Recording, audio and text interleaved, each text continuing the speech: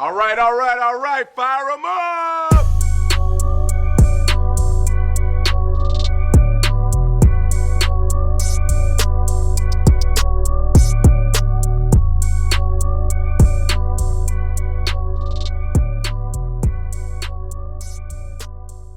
What's going on, everybody, and welcome to the Genre of Your Life podcast, your go-to podcast for all things movies, TV, entertainment, and a podcast that did not IMAX and climax when they saw TRON ARES in IMAX. I am one of your hosts, of course. I know I had a better joke for next week. I want Moses to be here for that, Nick, but I have a better joke for next week. Just bear with me. I'm looking forward to it because I love the puns. Bear with me. But of course, I am one of your hosts. Doug Jones with me, as always, is my amazing co-host, one of my best friends in the world, the most talented, incredible, amazing is Mr. Nick Johnson. What's going on, Nick? Not much, man. Just living life, being happy. How about you? Doing right, my friend, man. Happy to be here, Excellent. man. Happy to be back with you on the show, man. Got a lot of cover this week, man. Life is good, baby. Life is good. Life is good. We originally had a game plan for you all this week, but unfortunately, Moses is Mr. Hollywood himself is still working, so we will probably do our Blumhouse game next week. It was a fun game we played about a year ago when Night Swim came out. I quizzed you when Joel's on the show, and Moses, it was like, hey, is it Blumhouse title? Blumhouse title or not? It was kind of like some random horror movies. It was like, is the title not? And you won that game, by the way. You're still the champion of that game. So you still own the title of the Blumhouse game. I wear the title humbly. Yes. Try not to let it go to my head. So we'll be playing that next week when Moses is back on the show. But have no fear. You got two guys right here ready to talk all things movies, entertainment, and TV with you all. If you're new to the show, welcome to the podcast. It's episode number 88 of the podcast. If you're returning, welcome back. We are so glad to have all you here on this week's episode. Well, housekeeping, of course, we have, again, you can find us on your favorite podcast platform, whether it's Spotify, Apple Podcasts, YouTube Music, Amazon Music, or again, on your favorite podcast platform of choice. Also find our full video element of our show on our YouTube page, youtube.com/Midway Avenue Productions. Whether you're on Spotify, Apple, YouTube, Amazon, you name it. Subscribe, rate the show, review. Leave us a review. We want to hear from you guys. Again, we'll take it. Good, all press is good press. Negative, neutral, positive. We want to hear from you guys because your feedback really is the backbone of this community and our show. So don't be shy. Leave us a review. Leave us a comment. We hear from you guys. Again, we'll take it. I had some guy tell me last week I'm a fucking idiot for not liking TRON ARES. I'm like, hey, I could be. Hey, at least liked it. Yeah. From what I haven't seen it yet, but I heard it wasn't really doing too good. As someone who loves TRON Legacy, that was a big old pile of shite, my friend. That bums me out a little bit because I was hopeful for it, and then just again seeing the negative reviews, it was just I was like, damn, because now I'm kind of because you and I had talked about it, if this one doesn't do well, then they might just basically drop the franchise altogether, which I feel like just a bad movie. It doesn't need to end, but at the same time, it's if no one's fucking with it, then why would we keep making these movies? So I understand that logic too. No, you're absolutely right. I'll give it to you like this, honestly. Again, I was gonna do a full review on it, but I was kind of just so about it. But here, basically, I love someone who I didn't grow up with TRON. When TRON Legacy came out, we were 13 years old when that came out. It was we were in middle school when that movie came out. And damn, yeah. To me, that movie kind of changed how I saw, visual. Two movies that came out that year. 2010 came out, and there was three movies that kind of changed how I saw movies that year. It was Social Network, Scott Pilgrim vs. the World, and TRON Legacy. Those three films kind of changed how I saw movies going forward, and I said, wow. And I remember this is why I was kind of getting into Rotten Tomatoes too, and I was seeing people were not liking Legacy, and I was like, all right, whatever. And I saw Legacy maybe 2 or 3 times, and when we were in middle school, I just loved it. I loved the movie. I was obsessed with it because it was I was kind of transported into a whole new world, literally. And I loved the soundtrack by Daft Punk. I remember going to Disneyland. My parents that April after, and they had the TRON World still at Disneyland for the promotion. And again, this is before Disney bought Marvel and Star Wars. So this was kind of their sci-fi kind of IP. So they believed in it more, I believe, when TRON Legacy came out. And again, the movie did okay for the most part. It wasn't a huge success, but it kickstarted Joe Kosinski's career, who did, Top Gun Maverick, F1, Oblivion. That's your first movie too, which is pretty damn cool. It kind of introduced us to Olivia Wilde more as a performer. Garrett Hedlund was definitely kind of making a name for himself, post Four Brothers and a few other movies in the 2010s. And so I love Legacy. You've seen it, right? Yeah, Cool. And I assume you're probably a fan of it too, right?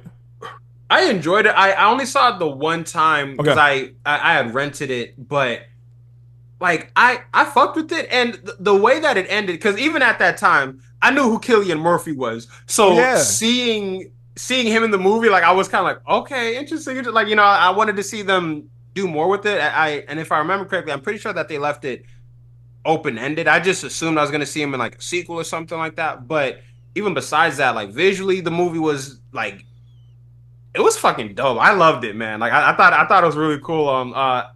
Didn't see the original Tron, so I was going into it like kind of like not really any context. But yeah, I was Martin Sheen was in that movie. I fuck with Martin Sheen, man. Yeah, that's right. He is in that movie. I totally forgot about that too. But to your point right there, I want to piggyback off of that. Is that I think you can watch Legacy on its own and still understand the lore and the mythology and everything. Because again, yes, there is some callbacks to the first one, but in a way, it's kind of like they were trying to introduce Tron to a whole new generation, as they were with this new one came out, last week with ARES. But I think Legacy had a better architect, I would say, in terms of kind of like what they were trying to accomplish. So I love Legacy. I saw it on IMAX last week for the first time, and it was very out of body experience. Definitely blew me away. I was like, oh my gosh, I was like, holy shit. So I love Legacy. The biggest problem with Tron Ares is that it feels like a really expensive fan fiction met ChatGPT. Like if you were like, hey, I have a Tron idea, I'm gonna put it in ChatGPT, and that's what you get. And that's what it felt like. So it didn't feel original. It didn't feel like oh my gosh, like this is groundbreaking. I just felt like, oh, like someone had an idea for like a Tron movie, because it didn't feel like a Tron movie. It felt like some like really expensive science fiction movie that like, oh, by the way, Tron. Let's put Tron on the title of it. It's kind of how with J.J. Abrams trying to put Cloverfield, kind of like with that the Cloverfield paradox and Cloverfield Lane on that shit, bro. That's what it felt like. They're like, hey, we have this science fiction idea. Let's put Tron on it. Label it as a Tron movie. And it's like, well, it didn't really feel like a Tron movie because minus Jeff Bridges and a few maybe references, it just felt like a kind of mediocre science fiction movie with a great soundtrack, by the way, by Nine Inch Nails, it's a phenomenal soundtrack. And the visuals are great too, but to me, I took it as a big fuck you to Tron Legacy, because it was just like, you guys could have made a sequel, and they were trying to for so many years do a sequel to Tron Legacy, but after Disney buying Lucasfilm and Marvel, they were like, we have no need for Tron anymore. It became like a second idea in the back of their head, and then Kaczynski did Oblivion, went on to do Only the Brave, to do Maverick, now to do F1. So it's like he's moved on from that, unfortunately. But there was an idea to do the third Tron movie as a sequel to Legacy. It's called like Tron Ascension or Tron. Hold up, it was called something. Tron Ascension is a fire fucking title. It was but with Ares though, did they because I know you said that there were some callbacks. Did they like reference the sun from the second one? Like, did they ever? Barely. Was it just basic? Barely. So, like, what the fuck? Because I mean, I guess it's, but I'm like, I'm not gonna see it in theaters. I don't think. No. Don't see it in general. And was Jeff Bridges just a fucking? Was he just a program, like a hologram? He's in it for 5 minutes. He's in it for 5 minutes, and like you see his scene in the trailer. Like you see his scene in the trailer. God. That's it. And I'm just like. And again, because like the movie stops and goes like, wow, the 80s, isn't this crazy? What? Like the movie legit stops to do a nostalgic thing of like, man, I can't believe we're in the 80s. And also it's like, oh my god, Jared Leto's character who plays Ares, I love the 80s. Motherfucker, you were made like 2 minutes ago. You were created 2 hours ago. I saw this scene where he was talking about like, he was like, have you listened to Mozart? And he was like, I really love what's it Depeche Mode? Depeche Mode. And I was like, he's like, I can't put it into words. I'm like, I feel like I see what they're trying to do with it, like, but at this, I don't know. At the same time, like, and this is coming from someone like I'm not like a huge fan of the series. I've only seen the one movie, but it just even when I saw the trailer for Ares, I'm like, them bringing everything into the real world. It seems like a very large leap. Like I'm curious, but I can. This is one of the movies where well, like I wouldn't mind if I got spoilers personally, and then I would still like watch the movie just to see what's up. But yeah, I don't know, man. Honestly, like, don't. I honestly just don't waste your time with this one because as someone who really, really, really loves Legacy, like I love that movie so much. To me, I walked out. I was just like, I just felt like, hey, fuck you if you like that movie. Like I was kind of like, well, fuck you. Like why should I like a movie? It's like it's kind of how I felt. People felt about with Joker when Joker 2 came out. It was like, man, like it's a big fuck you to the first one. Well, no, yeah. It's kind of not that same kind of degree, but as a fan of Legacy and seeing people in the IMAX going crazy during Legacy, people going like, cheering for a 15-year-old movie, that was critically panned when it came out. People critics didn't like it. But seeing people clap when a Daft Punk song came on, or this scene happened, for a 15-year-old movie, people seeing going crazy for, and having the opposite effect with Ares, I'm like, you just proved my point of like, this is no one really wanted this. People wanted a sequel to Legacy. People wanted a continuation of the Sam and Cora story that was Garrett Hedlund and Olivia Wilde, and so with this. And I felt like this was a paycheck for everybody, like paycheck for Jared Leto, Evan Peters, Jodie Turner-Smith. The whole time, this is her whole time. I'm gonna get you. I'm control now. I'm like, girl, have some emotion. And then Greta Lee, who I like, Greta Lee is like, oh no, like I can't believe it's the AI. I was like, girl, you are a phenomenal actor. You are. I mean, come on, man. Like there's like you have so much talent in this movie. On screen that it kind of just felt like, oh, you know what? Sorry, my bad. It's like, no, man, fuck you guys. Like, if you don't care, why should I care? And again, the reason, again, the best parts of this movie, you can listen at home, is the Nine Inch Nails soundtrack, or just watch the visuals on like a YouTube clip, because again, that's the best part of the movie. It had no depth. It had no. Again, another big thing too is that it missed the emotional core, which made Legacy so special. Legacy is about a son trying to find his dad. That's the emotional core of this movie. They introduce an emotional core about Greta Lee. Again, this is in the first 10 minutes. Greta Lee's sister, dying of cancer, and it's just like, okay, that was the first 10 minutes. I kind of forgot about that like 20 minutes in. I'm like, I don't even care about that, story anymore. And they definitely mentioned like, oh, Sam took time off of work. He's away somewhere. I'm like, that's a cop-out answer, man. Like, come on, man. Like, and the movie. What's he been doing this whole time? The movie ends. Okay, sorry for spoilers of Tron Ares. I apologize to everyone in advance, but honestly, fuck this movie. Tron Ares. It basically ends. Jared Leto has a picture of Olivia Wilde's character, like sick, balding, at the very last minute of the movie. 2 hour and 10-minute movie, and it has a picture. It has a picture of like. I'll probably even show you, bro, a picture of it right here. It's like a picture of Olivia Wilde's character, like balding, dying, that they never bring up at all in the movie, by the way. So and then it's just random. Like what the hell? It's so random. And then you see him, and then you see what's his name? Jared Leto is riding Sam's bike from the second movie. I'm like, when did that happen? First off, I will legit show you. This pissed me off. I walk out, I'm like, nah, homie, I'm good.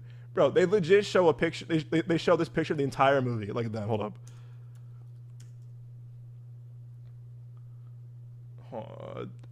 There's a picture of them like this.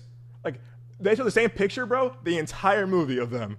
They show this picture? Picture, yeah, bro. Yeah. This picture, and then the picture of them looking at the camera, like smiling, like doing this.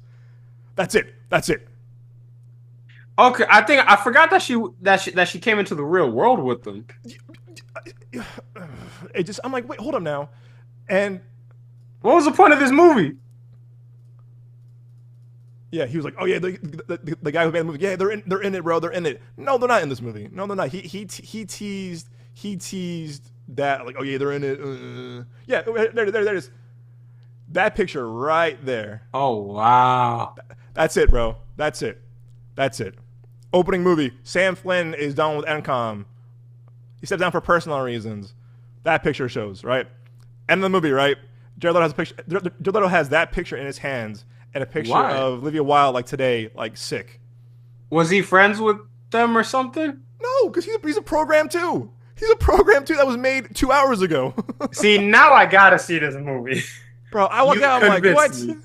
I was like, what? And I'm like, wait. Dude, they showed the same picture like 3 times. Oh, Sam Flynn, that picture. Oh, yeah, that picture. And then the end, he's holding a picture of them and then has a picture of Olivia Wilde's character, like, looks like she was sick. And that's it. Movie ends. There it is. There it is.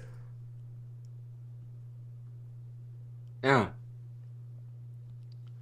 They don't mention it. Anything else. They don't mention it. It seems like lame sequel bait. Yeah. Out of nowhere. Like, the last 5 minutes is like, talking about like, oh yeah, we perfected AI, and then you see home. Look, there it is. Look, he's holding the picture. That's it. Oh, what? That's it. Player roll at income. What is this about? I was like, what? I was like, y'all can't be serious. The movie just ends, and you see Jared Leto in like Mexico driving off to the sunset. I looked out, bro. I said, I'm like, you know what? Hell no. I said, hell no. Was this whole thing just like kind of like a Pinocchio thing? I want to be a real boy a little bit, or 100%. Okay. I have to find the AI code that will make me a real man. I said, you motherfucker. I said, this is what we waited 15 years for this. I said, it's like, bro. Okay. No, bro. Hell no. I was so disappointed because I'm like, man, y'all could have made a better movie. Y'all had 15 years to make a good sequel. No one asked for this. No, we all wanted a sequel to Legacy. People, our generation love Legacy, and again, it's very beloved now. I always say it was ahead of its time, because if it came out like a few years later, would have done gangbusters. Would have been like, yo, oh shit. But it came out at a time where it was like this was before the MCU was the MCU. This was kind of before Star Wars came back.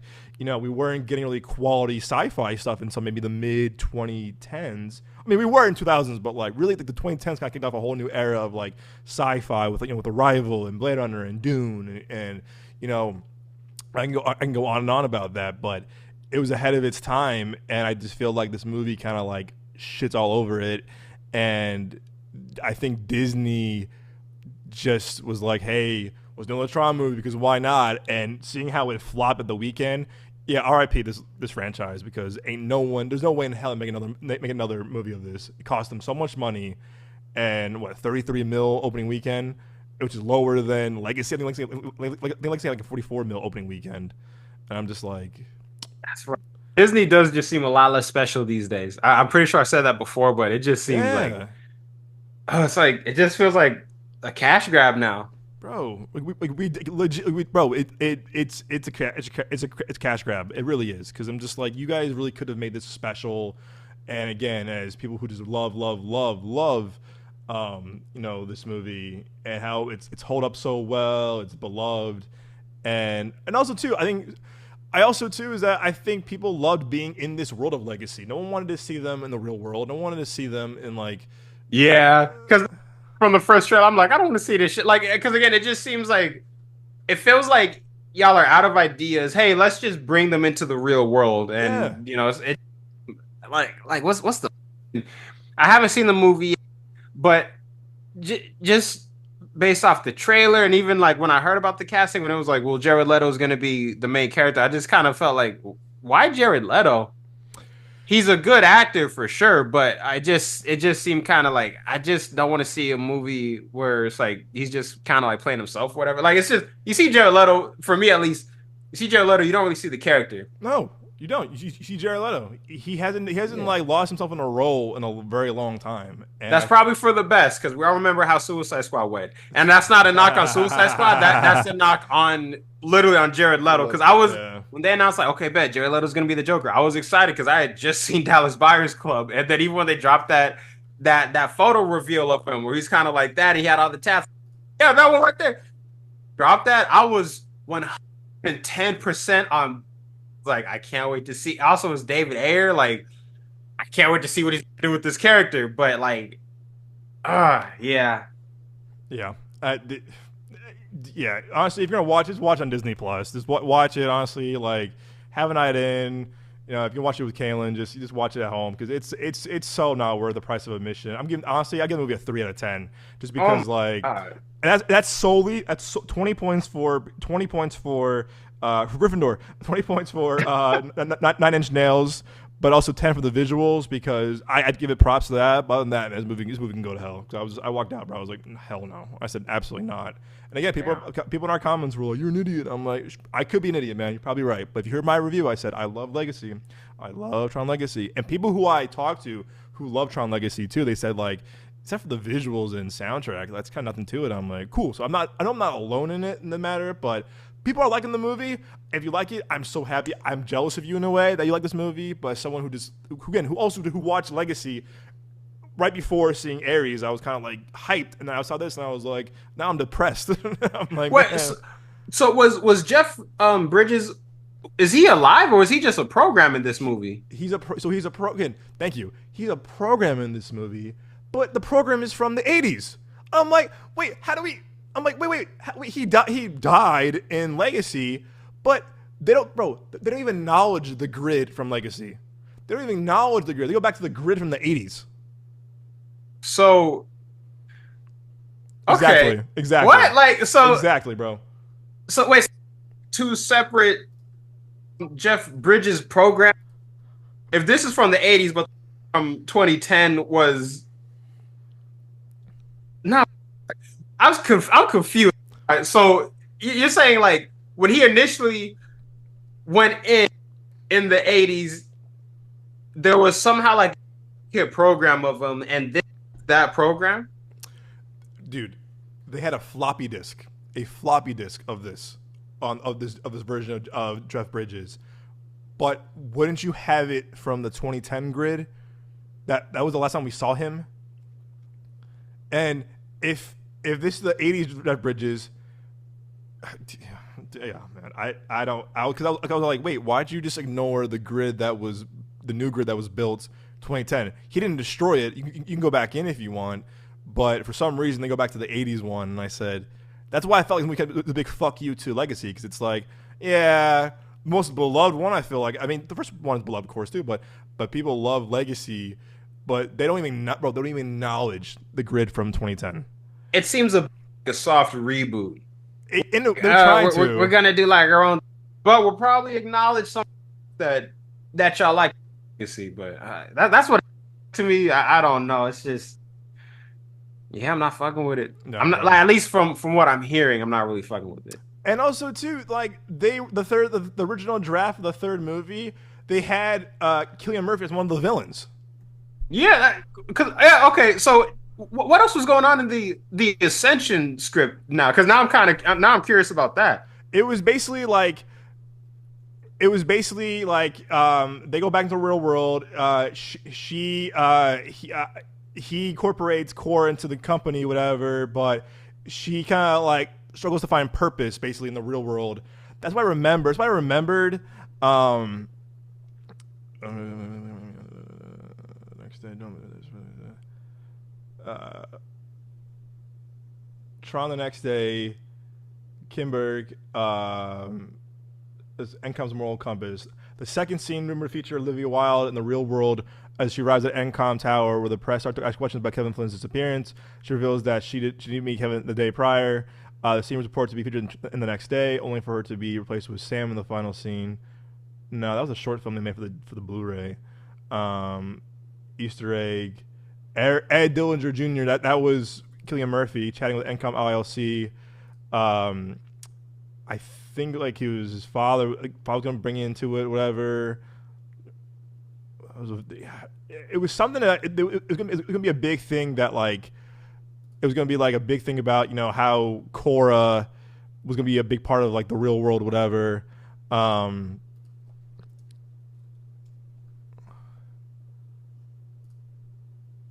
Yeah, and yeah, that's right. Cillian Murphy had the company back, and they were gonna try to take it back from him, and then, yeah, that's right. Explore the concept of life and death in the digital world. Interesting. Yeah, I was trying to find the script about it, and I couldn't find it, unfortunately. I looked for it. I couldn't find it. But what I saw, it was a better story than what we got with Ares. Tell you that much. But I knew Ares was a character they're going to bring in, played by Jared Leto, like 15, maybe 13 years ago. That was the rumor. I think he was cast as a villain. I think Cillian Murphy created Jared Leto's character to fight Cora, whatever. I feel like that would have been more interesting. Hell yeah, would have been more interesting. And because like the type of this like Tron Ares, like when I first heard what Ares referring to exactly, like I definitely, and it just when it was revealed, like, okay, that's the name of Jared Leto's character. It's just like, why is this random ass like person or program, whatever, like the main character? So it just kind of feels like they're it feels like a sharp left turn. Yeah, man. They were just like, fuck it.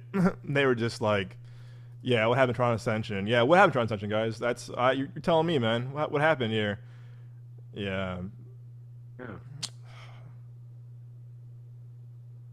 Releasing promotion. Interviews with Joseph Kosinski. The real world following their except from clues, clutches in the grid. Cora now, real world evolution of Cora character is an invasion movie by Kosinski.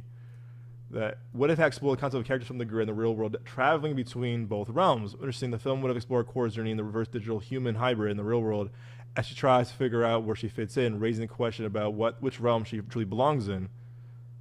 I mean, that sounds kind of cool. Yeah. God damn it. He had a third act. He had a 3-act structure too. Kosinski had a 3-act structure. Yeah, Olivia Wilde, Garrett Hedlund, Cillian Murphy as the villain, Bruce Broxter back as Tron. Dude, Cillian Murphy doing a villain role again in Tron. That would have been cool. Yeah, plans to shoot in 2015. Oh, that's right. They blame Tomorrowland flopping of like, no one wants this. No, because I was excited for Tomorrowland, the trailer, but I ironically didn't end up seeing it, so. It was fine. People got harsh on the movie. It's not great, but people were kind of harsh on it. It also was Brad Bird who did like Ghost Protocol and The Incredibles. Fucking Incredibles, bro. Yeah, Ratatouille is his. Like, he's a great filmmaker. Ratatouille was Brad Bird. Yeah, wow. He co-made it. Yeah, he co-directed and co-wrote it. So yeah, they scrapped it 2015, but like, man, what could have been. But yeah, that's my enthusiastic review of Tron Ares, guys. I'm sorry if I spoiled it for you. I apologize, but honestly, I'm saving some money. Just watching Disney Plus. Money and time from what it sounds like. Yeah, it's. God, yeah, but I digress. Before we talk about Black, again, I'll probably do a non-spoiler thing on Black Phone too for you and everyone. Again, non-spoiler for everybody. But before, you just watched 28 Years Later. Did you watch fucking 28? Tell us about that, my friend. Shit. Okay, so I saw 28 Days Later like years ago, but just the visual style of it, because I think it was actually filmed on a camcorder. It sure was. So the visual style of it it always stuck out to me, because I remember like my first time watching the trailer, it was I have the 2003 Daredevil on 2-disc special edition. Oh yeah. And because it's a Fox movie, that's one of the, on the bonus features they have the trailers. And I was like, 28 Days Later, I don't know what this is. So like I watch it, and as a kid, the movie just seems so gross and so scary, and just like visually, and I do not mean this in an insulting way, this in a complimentary way, but it just looks so ugly, because I've never seen a movie that looked like that. It was just, like the poor, the low quality camera. So like the trailer intrigued me, and then like years later, I saw the movie for the first time, and I enjoyed it, but I think when they meet up with I forget the actor's name, but he was one of the Doctor Who's. He was the first Doctor Who when they rebooted it. David, I want to say, yeah, David Tennant. Not David Tennant. It was when Cillian Murphy and Naomi Harris met. Oh yes, yes. He also in. Christopher Eccleston. I apologize for G.I. Joe. G.I. Joe. Right? That's right, motherfucking. What's his name? I can't remember any of these guys' names. Fuck. But no, yeah, because the cover of it, like that poster, like the red eyes or red, the red with the yellow eyes, like it's just it's fascinating to me. But blah blah blah. Like I saw the movie, and I felt like they took a bit of a left, not a left turn with when they like met all the military dudes, but like I remember like as a kid, it kind of felt like, damn, y'all just stopped the movie for this. But after having seen 28 years later now, I'm like, okay, I get it now, because like it's not really about the zombies or the infected, rather like it's about kind of like it's about a certain aspect of human nature. So Yep. with 28 years later, I'm going into it. I thought it was I. Oh geez, sorry, Caleb's on the phone. I scared the hell out of me. But no, 20 years later, like I loved it. The soundtrack by Young Fathers, I thought was really cool, because I heard a song from them again like years ago. It's called Tremolo. I've heard that song, and then like I heard like I've been listening to this album like nonstop. But dude, like no spoilers. I love just seeing the continuation like of this world and of this just of the story, and like I thought it was fantastic. How can I talk without giving spoilers? Like, No, I it's think you can. am, It's been 6 months. I think. Well, no, it's been 4 or 5 months. I think you're in the clear. okay, You're in the okay. clear. So then I'll break it down like this. Like the kid, like he fucking killed it in this role, and like it was exciting, but also heartbreaking. Just his journey into the mainlands, because like the thing that kind of like starts like real journey in my opinion is like when he sees that his dad, Aaron Taylor Johnson, like he sees his dad is on some bullshit. But even with Mm. that, it's like I'm not condoning, you know, spoilers everybody, but like I'm not condoning like cheating on your wife, especially like while she's sick. But it's like I feel like I can maybe kind of see where he's coming from, because it's like he brings his son back from mainlands, and it's like homie was drunk, he was getting a little lit, you know what I'm saying? So it's kind of like, I'm just trying to like turn up, but like it's still wrong. But again, it's like I don't think it's a necessarily black and white issue. But that kind of made him it changed his perspective of the world. Not just that, but also like him for the first time, it's like you're seeing like the him having to like grapple with the brutality of it, and like when he's seeing like the dude that was like hung upside down, and I didn't realize it at the time, but like they had carved like Jimmy in his Yeah. stomach, and but just like seeing like kind of like how brutal like his dad was to everything, and like how brutal his dad was trying to like make him be. It's like he really wasn't ready for it. And even like before leaving, like bro, like he's not even, because I think the character was 12, but you're supposed to send them out when they're like 14. So it's like he really wasn't even ready for it. So it's almost like an innocence lost thing. They really just like before he was ready, fucking chucked him in the deep end. So his world is shattered. His mom's sick. His dad's over here like fucking around, and even like Jodie Comer's character, her whole performance. Obviously, she killed it, but like that whole thing was heartbreaking, because it's like she's sick, and then like the scene where they meet Ralph Fiennes in the Bone Temple, and like where it's like, oh man, like she has cancer. We gotta, ah, you know, we basically have to like kill her, because it's like there's nothing else to do. But it's like it's almost like a mercy killing. But that whole scene where like he's out of it, you see the lights just kind of like spinning around, like that shit was, it was mesmerizing. It was heartbreaking. Like I was starting to tear up a little bit, because I'm like, dude, I could never, man. Like I will admit though, I thought that because I didn't know that she had cancer until they said, but I thought like I was like, was she like infected at one point, and then like she maybe Mm. got like better, and then like had the baby? Because also when the movie was going on, and they cut to that pregnant Oof. the pregnant lady who was infected, they cut to her, and then they cut back to the movie. So I thought, because I didn't really like see her face, I thought like, okay, was that Jodie Comer? And then because she was pregnant, she had the baby, and for some reason, maybe like giving birth to the boy, like it like flushed the infection out of her system, but like at least like some of it. So that's why it's like she's kind of mentally present, but she's kind of not. And she was having those bouts of like anger, because I'm like, it's a rage virus. So I was kind of like, Yeah. is it like that? But then like when she met the pregnant lady, I was like, okay, I was completely off. But Oh. but you know, and I was like, maybe that's why this kid is like so special. Like, dang, like his mom was affected, but like he's not. So it's like in a way, like he's gonna be the future. Obviously, that's not what had happened. But I yeah, like the movie just kind of again, like how I talk about like different aspects of humanity, and even trying to hold on to what little humanity is out there.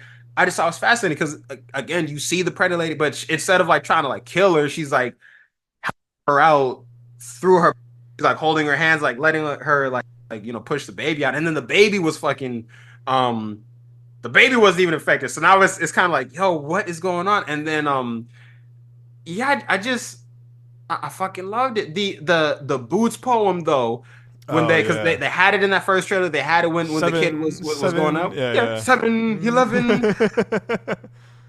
Don't go like Yeah, man, like it's again, it makes me feel so uncomfortable listening because it's yeah. that like kind of like static old school like radio, and it's the intensity. The music by Old Fathers just like heightening everything up. It's all of the imagery of like you know like them with the bows and arrows getting prepared for war, like you know the little kid like going out to like zombie in infested mainlands. Like I love that, and so I'm really excited for the Bone Temple sequel. I'm excited to see Jack O'Connor. I just saw him in Sinner, so I'm really excited to see like how his character you know, like plays things out. That's a crazy ass photo too, because like I oh that's wild. But no, I'm really excited for it. I'm trying to think what that the Samson character. Oh my god. He's fucking terrifying. And like oh yeah, so like them expanding it into like okay like or not expanding but evolving the virus rather because like so you tell me like they have there's an alpha infected and like these motherfuckers in packs now and like you know yeah like when I saw him it and I texted you for this but like it was like it kind of reminded me of like you know like shall we say like a punch bag or like you remember that scene in the first Creed movie where like it's the montage he's training but it's like the I think it's called like a speedball Oh yeah, and the he's kind of like yeah, the that's Ralph Fiennes back to him like hey because I was kind of like dang bro like you know them breaking down like how with certain infected like it'll act as a steroid so like it just like kind of you know like a zombie super soldier serum like bro you had to like empty out like a fucking you had to like empty out them fucking morphine darts into this dude just to get him to because he didn't even like pass out he just kind of like mellowed out bro like he took a puff or something and so it's like that's like Ralph Fiennes like you know he's like oh I call him and so it's cool seeing like how he just kind of had like a lay of the land and just again like just the evolution of this world of this universe of the story I thought was really fucking cool. I'm not gonna I really plan on watching it again one of these days. Like I want to do a full feature because I think they have both of them now. Oh And really?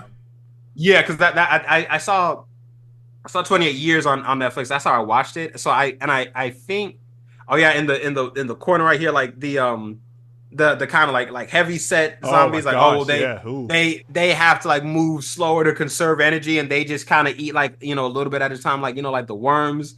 Oh, and Yeah. that's another reason why I thought Jodie Comer was infected because when he was like crawling up to the kid when they were sleeping, and Oh the yeah. flashback was her like bashing his head, and I was like, that. I thought like that was the rage virus, but like you know expressing itself through maternal concern. Yeah.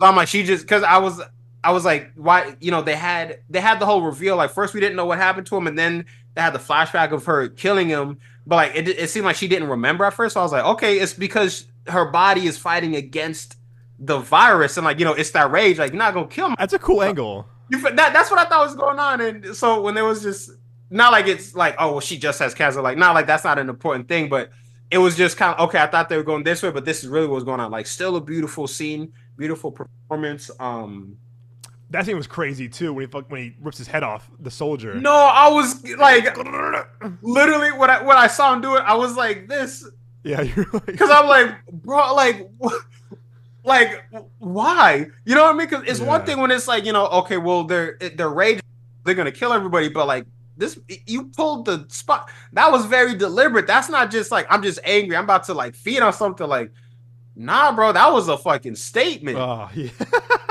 You feel me like I'm, like if I was living in this world, like, and I saw Samson do that shit, like, I'm never leaving the gates again. No, hell Heck no. no. Did But it you was that, and there was something else. did you see this? Sorry guys, explicit show for a reason. No, because seriously, like when I saw Samson, I was kind of like, ah, damn, dude. But again, it's like if it's like kind of like if it's acting like it's steroid, it kind of makes sense why like everything would be, you know, for lack of a better word, like it makes sense why everything would be bigger, just more poem. But you know, obviously, kind of like I feel like it was a show to like because it's almost like this is like a new breed of animal, like in like metaphorically in a way, but it's like no, like they made sure, you know, like no, he is like the alpha, like everything about him was just bigger, like more powerful, man. So it's kind of like, you know, like again at every inch of him, so to speak. So like I get it. I remember we all thought that was Cillian Murphy. We all, oh my gosh, remember it's Cillian Murphy. Also too, because when the trailer came out, I remember we saw unfortunately Craven. And I didn't see 28 days before, so I was like, oh shit, spoiler alert. But yeah. I'm so happy because I watched 28 days like a few weeks prior to seeing 28 years, and I'm glad that this wasn't him. I'm so glad. I was so glad it wasn't him. Like it would have been cool in a way, like it would have been cool if it like, you know, it's just that's just how bleak it is, bro. Like no one really makes it, but at the same time, because I think he's maybe coming back. I think I heard a rumor. That's the rumor. If he does back, like obviously I would love it if he came back like alive and maybe like helped out somehow or you know played a more significant role. But like if it was just like, oh, this is him as a zombie, because also if he came back as a zombie, if that was Cillian Murphy's character, no one else in the movie would really know like who that was. To them that would just be another dude. So it's like that to me could be kind of cool because it's just like I would just love how bleak that is. Like they see him, they just kill him, they just body him. So it's kind of like, you know, like it really is just we're just trying to like survive. Like, you know what I mean? So it's like because real life, like it would just be like, no, that was just like some random dude's story. These are some random people's stories and so on and so forth. The scene at the beginning though, like horrifying. Dude. Teletubby scene. Oh my god. Dude, it's like I you know I like how they juxtapose. Oh my god, I like how they like juxtapose everything, but it's kind of like, you know. At first, it's like, you know, like it's an innocent world until the rage virus comes, but also like it's really sad because like they all fucking died except for this kid right here, and then it's like we see how it like fucked him up, and then like he goes over to the church because that was his dad, and then like his dad was on some craziness because he's talking about like, oh, this is salvation. Like no, motherfucker, is rage zombies, but like just how like dark and disturbing the world is, like because it's a horror movie, like I love it, but like if I went through that shit at his age, like I would be fucked up too. I don't know necessarily that I would go down the same route it seems like he's going in this franchise, but I know I'd be like fucked up because how do you process that? You can't because who are you gonna talk to about that? No one. Everyone's like fucking dead. But like it was kind of weird but interesting again because I'm curious to see where they go. But like these guys with the you know these these jumps, not what are jumps, jogging suits, like them doing all these like, you know, like acrobatics and shit like that, killer zombies. I'm like, you know, I definitely didn't expect this to happen. Like, what is y'all on? You know, like having fun with it. They all like got the wigs. You know, this dude with the upside down cross. So I'm kind of like, oh, I forget what's his name. What's the kid's name? Peter. I think so. Yeah. I'm like, Peter. Listen, man, you need to get up out of there, man. You better go back home. I would go back home. When he was like, he's writing the letter to his dad, like, I'm just gonna stay out here for a while until I figure myself out, like, because it's tragic because he's not a fucking kid anymore. No, he's gone through so much, he's seen so much, and I did like when like all that shit was like said and done, and like when he's writing the note to his dad, there was, you know, it was 28 days later. I'm like, okay, I fuck with that. Oh yeah, and then it was they used the same sound from 28 days later too. Yeah, I like that a lot. And then like, dude, this shit, Handy. His mom scolded him. It's like, oh, dude, if you handed me my mother's skull, bro, like especially after all of that, therapy, dude. Like, again, I'm not saying I'd go down like the Jack O'Connor route, but I would definitely be fucked up. And the music, I think the track was called "Remember" by Young Fathers. Oh my god! And then like he gotta like he has to like put it up at the top of the bone temple. Like oh, it's heartbreaking, but again, it's kind of beautiful because some on New Rockstars, I think it was Jessica Clemens, New Rockstars, like he broke it down. It was like you know it was like he kind of was like making his mom. It was a basically, and it's like it was kind of like a beautiful transition in a way. I am curious about like what does this mask right there represent? Oh, that one, yeah. Like, so I think they're gonna just. I'm assuming they're gonna go into that in the next one. But, so my bad, because I keep skipping over. But Ralph Fiennes' character, he was just really fascinating because I like the whole like He's so good in this movie. yeah, they're making him out to be like a villain kind of. But then it's like no, like this is just it's moral for like everything. Yeah. So so because it was Memento Mori was like Mm-hmm. remember that remember death, like remember that you die, and then it was Memento like something else, but like remember to love, Yeah. and like that to me, I was like that's fucking beautiful. Oh Yeah. my gosh, He was so good in this too. He was so. I mean, he's a phenomenal actor. I mean, come on now. he But is, bro. Like, and he because we were talking about the Odyssey earlier. He was just in a movie, like a little bit. It was called The Return, though. is this one? Yep. Oh, Yeah, because I think that's when like this comes back. after 20 years of Odysseus, huh? And like, cause he got like one of the things I was noticing because I haven't seen it, but like one of the things I saw about it was like he got fucking shredded, bro. Like he got in really good shape for it. Like he's Good all for like, him. yeah, I'm like, and I'm gonna be honest with you, around like 2016ish, like I thought he would be a really cool Alfred. I always got to Oh tie back yeah. to the comics, but I'm like he would have been a dope Alfred. And ironically, he played a Batman movie. Did So he it's like really? I'll Oh, take it. Yeah, that was him. that's right. That's right. That's right. I always forget that. I always forget he voices Alfred in that movie. It's Yeah, right. but live action, all you got to do is like have him like keep the beard, I guess, but get fucking just dye all of it fucking like gray or silver. He's Alfred. Put him in the suit. He's Alfred. I bet you not the next Batman. Well, not probably James Gunn's Batman, but the Batman after. I bet you he's probably Alfred. I would love that because I, man, he just fucking killed it, bro. Like this, I like no 28 days later. I like to like I gotta rewatch 28 days later for sure. I saw 28 weeks later. It didn't really like hit yeah, it's kind that of deep fine. for me. Yeah.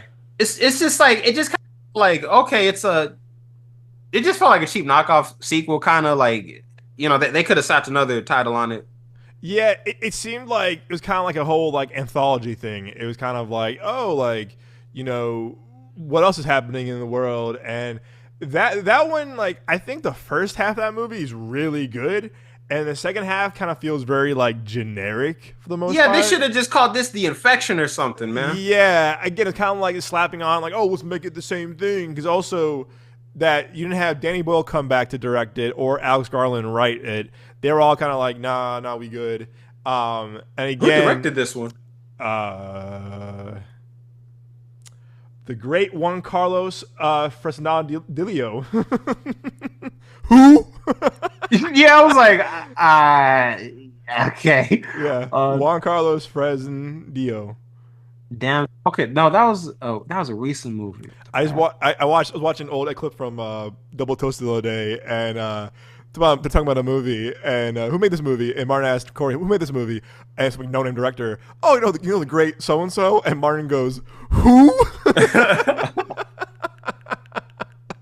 So Juan like, Carlos Fresnadillo. Fresnadillo. Fresnadillo. Okay. Fresnadillo.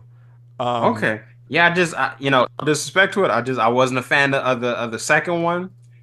Yeah. It seems like no. Shout out to Harold Perrineau. I apologize for mispronouncing that, but Oh yeah, good actor. because yeah, he the Best Man Best movies. man. Yeah. He also played Blade once upon a time. Really? In what? Yes, What project? it was an anime Blade movie, or I think it was like a mini series. Because around the time like the guys that made this, was it forget who produced it. It might have been Madhouse, but it was something like anime company because they were putting out like hella anime Marvel characters. There was a couple of anime Iron Man movies, but each one I think was like a separate movie, which was weird. And then they did like an anime Wolverine series, and the anime Wolverine and the anime Blade, like they crossed over. And then they did like a separate anime X-Men, but that was separate from the Wolverine. Like it was two different versions of Wolverine. And then 'cause I have one of the movies. I have like it's called Iron Man Rise of the Technovore. And that was really cool. But for this particular Blade story, like it's Blade, but it's anime, so they have him leave America and go to Asia. So then it's like different types of vampires, and it's based off of like Asian vampire lore. So the types of vampires that you see, they're super, super different from what we're used to. Like it was cool. I. You're right, Madhouse. Good on you. Was it okay? Sony Pictures releasing Madhouse and Marvel Animation. And yeah. Disney, if you're a fan of anime and Marvel characters, definitely check this out. Especially for me personally, my favorite projects from them it was the anime X-Men series and the anime Iron Man. It's called Rise of the Technovore, and because also in Rise of the Technovore they had who I think it was what's his name from what The Walking Dead. What's his name? Dixon or something. The character. Hold up, IMDb. IMDb. Yeah, go down because this one was dope. Like it was like because the Punisher, like the dude played the Punisher.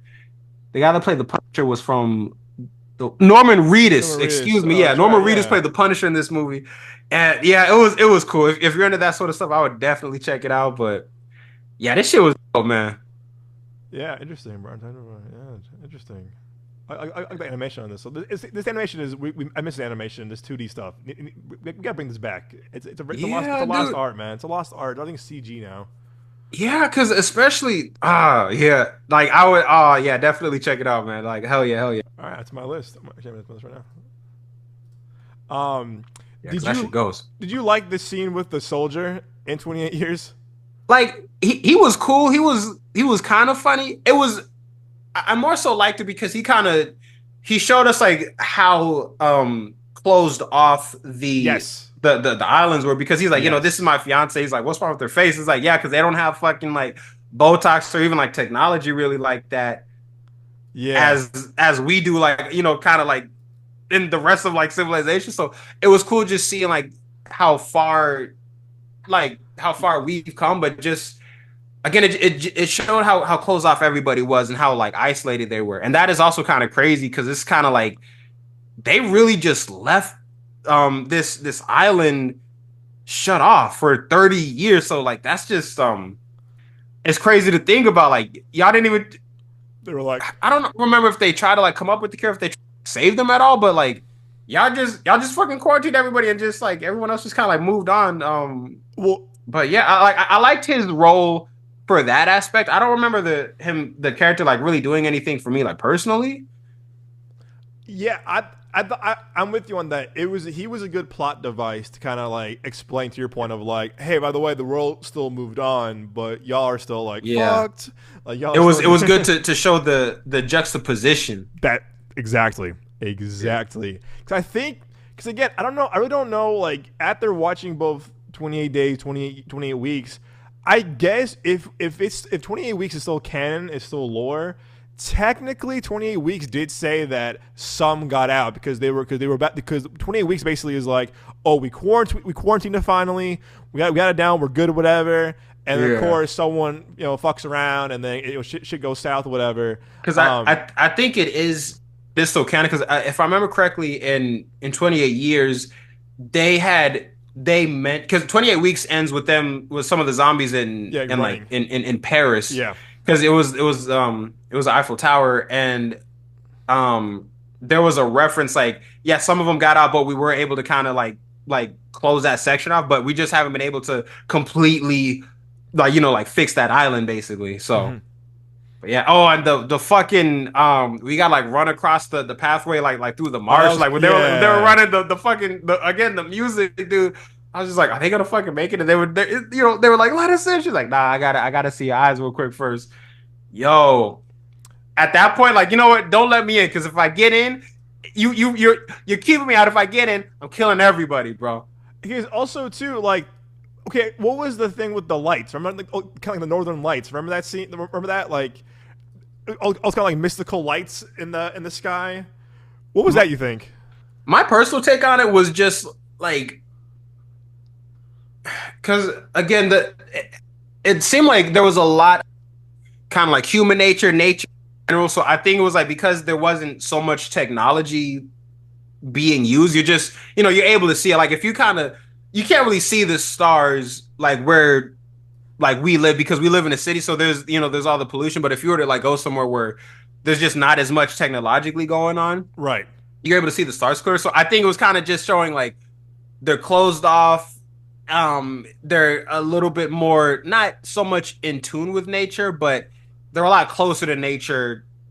Like this, Had yeah. they, yeah, they're a lot closer to nature now.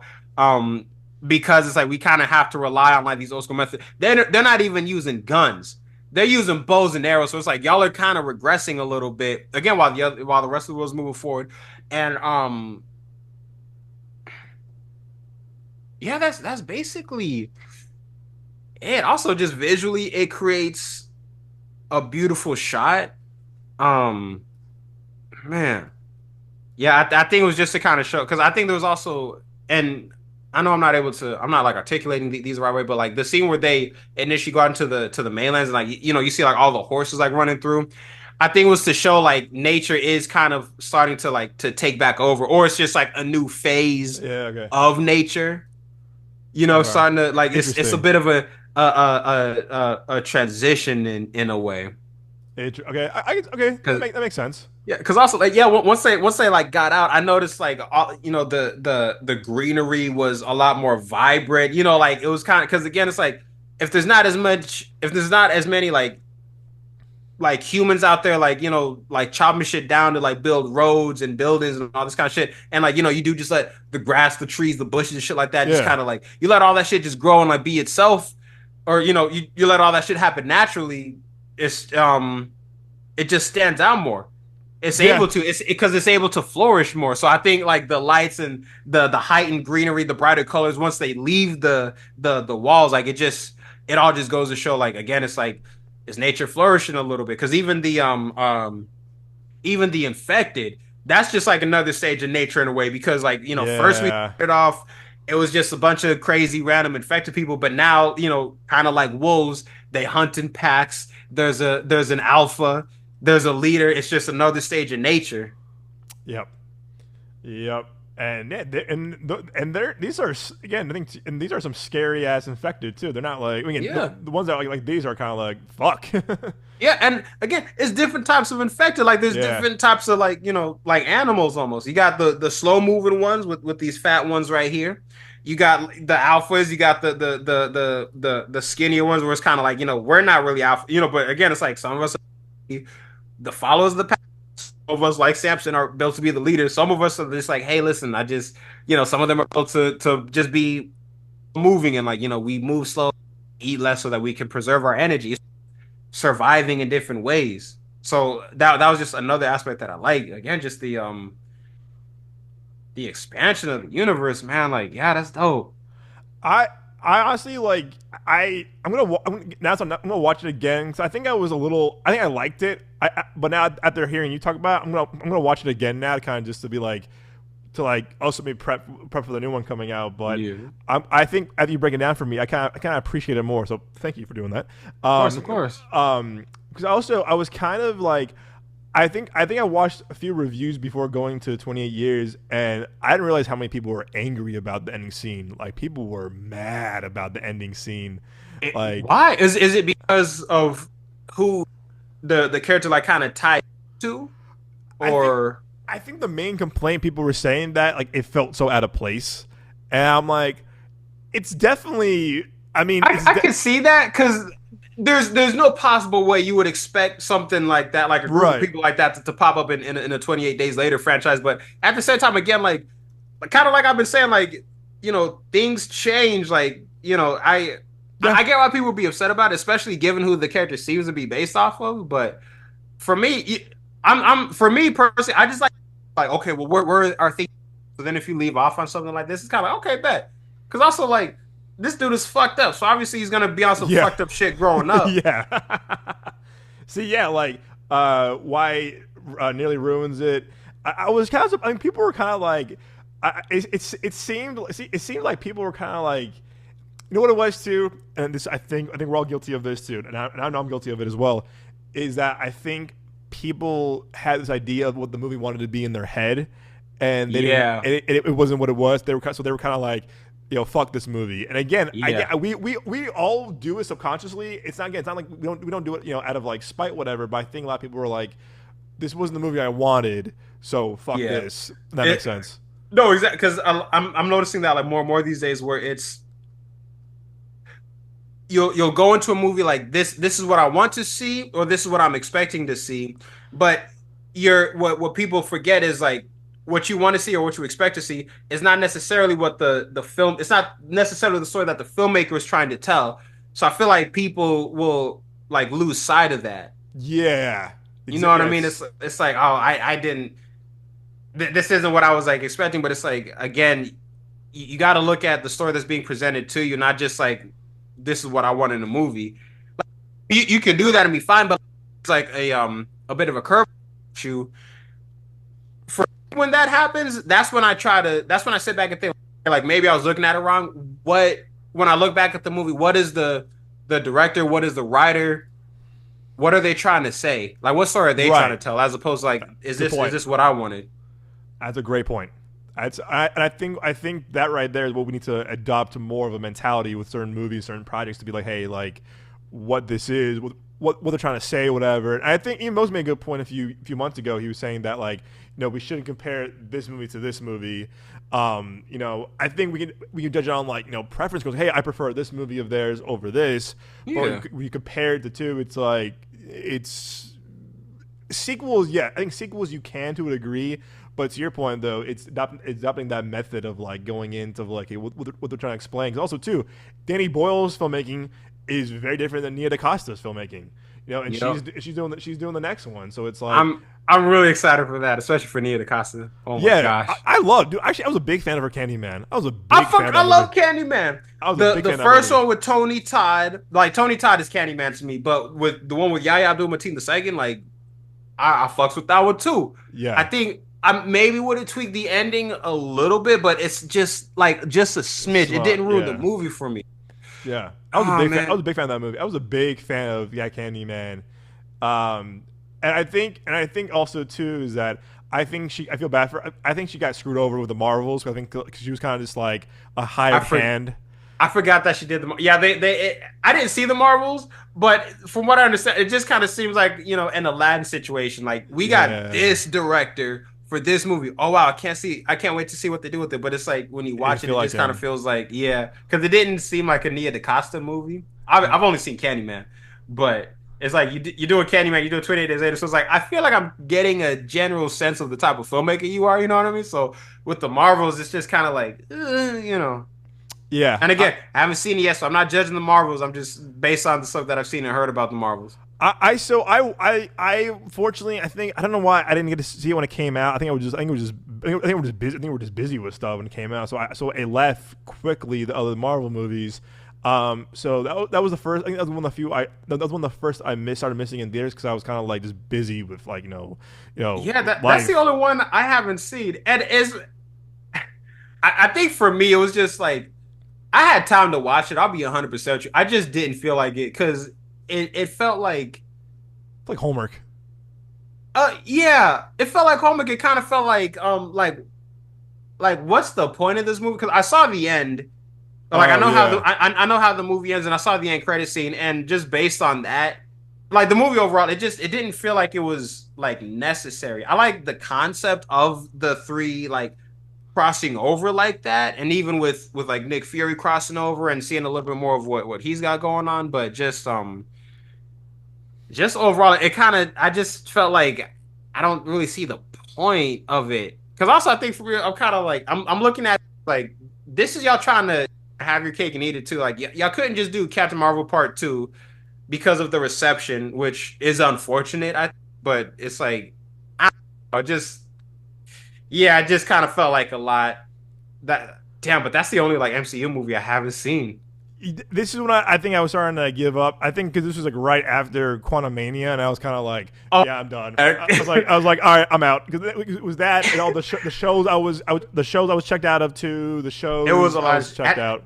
If this came out before Quantumania, I would have watched it. But Quantumania was just like, I'm tired, man. I ain't got time for this, bro. It also was kind of, this was kind of a little bit of a test too. Where I remember when I was seeing someone at the time when Marvels came out, I even asked her like that movie was catered to her, and I was like, "You want to see it?" She goes, "Hell no!" And I'm like, "That to me." She said that, and I was like, "Really?" She goes, "I had no interest in that." And I was like, Yeah. "Damn!" So I think the appeal wasn't there. The appeal was just kind of like, yeah, like nah. Yeah.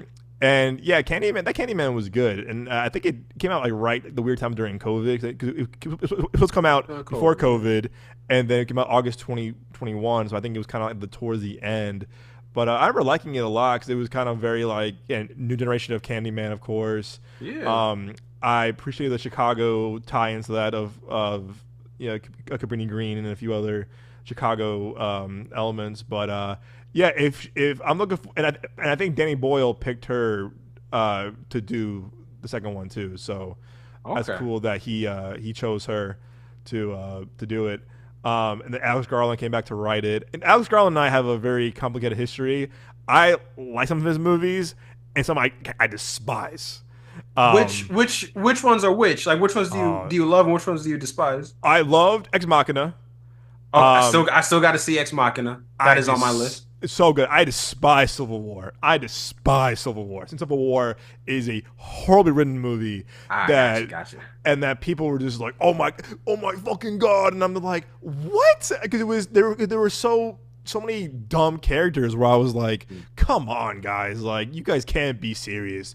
And I walked out, people were like, oh my fucking god, and I was like, hell, I was like, no, no, no, no, no, no, no, no. I was that ruined my day. After I came home, I was like, I'm done for the day. I was like, I'm done for the day. I was so in a bad mood. But I loved Warfare. I loved Warfare. Warfare was Okay. phenomenal. I don't remember what Joseph. Uh, I think I saw the trailer for this. it came out a few months ago. Holy shit, dude! Holy shit!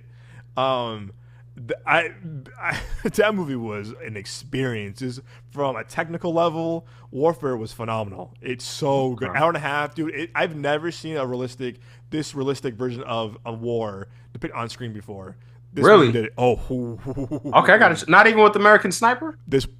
I prefer American Sniper, but Okay. talk about Warfare on a technical and just how like accurate it is. Warfare takes the cake. Okay. Yeah, I'm gonna have to check this one out then. Yeah, Warfare. oh, dude, holy shit! It's an hour and a half, dude. You're just the whole time you're just like tense. You're just like, oh my god, yeah, yeah. Got you. Warfare was great. Okay. So, but anyway, with him, so again, he's definitely good filmmaker. I like Dread was fine. It was cool. Nah, Dread's my shit. I like that movie a lot. Okay. Did he direct it too, or did he just write So it? he ghost directed it. Is that basically Mm. that when the guy that they hired to direct it, they weren't fucking with him, whatever. So they fired him. So he took over. Okay. Nah, I like that movie though. I haven't watched it in a long time. It's been a very long time. Like Pete Travis, who? Um, oh wait, Advantage Point. Actually, I'm a fan of that movie. Actually, I like Advantage Point. Ironically, Vantage Point let me down. I think it just Really? it felt like I, it's A great trailer. the trailer was phenomenal, So good. but like when the movie ended, I was that's it, which is so fucking weird because you would think it would seem a little bit longer because it's so many different like perspectives, but by the time, it felt like it was like a 10-minute movie for some reason. Like it I'll just give felt you like that. it went by so fast to me. I gotta watch it again though, but It's been years for me too. I remember when it yeah. came out, I liked it, but it's been a long time. I think you know what too, because I'll be honest with you. When did it come out? Like 2008. I think Yeah. I was 10. So when I saw the trailer, and I remember like William Hurt's character, the president, like he was out like at the podium, and then like he got killed, but was like it cut to like they were actually in the room in the trailer, and he's like, oh man, we almost told the world that you weren't there, and he was like, we weren't there. So as a kid, I was like, is Huh? this yeah, I was like, is that a clone? Because I'm like, that's clearly William Hurt, but I'm assuming it was just like after like watching the movie, it's like, okay, no, it was just a lookalike. But nah, but that's just the same.